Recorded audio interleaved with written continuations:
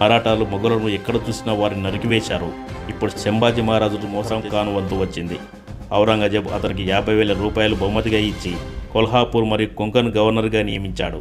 మరాఠాలు ముకరం ఖాన్ని బతకనివ్వమని ప్రమాణం చేశారు. డిసెంబర్ 1689లో శాంతాజీ గోర్పడే ముకరం ఖాన్ యొక్క భారీ సైన్యాన్ని క్రూరమైన వధ ప్రారంభించాడు. శాంతాజీ స్వయంగా అతని వెంబడించి ముక్కలు ముక్కలుగా నరికి అడవిలో వదిలేశాడు. ముకరం ఖాన్ మరణంతో మరాఠాలు ఛత్రపతి సంభాజీ మహారాజును దారుణంగా ఉరితీసినందుకు ప్రతీకారం తీర్చుకున్నారు. 1691లో ఛత్రపతి రాజారాం మహారాజు మరాఠా సామ్రాజ్య సైన్యాధ్యక్షుడిగా ప్రకటించారు. శాంతాజీ సమయం వృధా చేయలేదు. 15,000 నుండి 20,000 మంది మరాఠా యోధులతో అతను మొఘల్ భూభాగాలపై దాడి చేసి కర్ణాటక మరియు ఇతర ప్రాంతాలలో కాషాయ జెండాను ఎగరవేశాడు. సహ్యాద్రిలో ఔరంగజేబు 27 సంవత్సరాలుగా పరిగెడుతూనే ఉన్నాడు. అవమానం మరియు నిలలాడిన పిరికివాడు ఔరంగజేబు చివరికి మహారాష్ట్రలో అతను జయించలేకపోయిన భూమిలోనే దారుణంగా మరణించాడు. కింద కనిపిస్తున్న లింక్ ఓపెన్ చేసి పూర్తి వీడియో చూసేసేయండి. ఈ వీడియో నచ్చితే లైక్ చేయండి, మా ఛానల్ సబ్స్క్రైబ్ చేసుకోండి.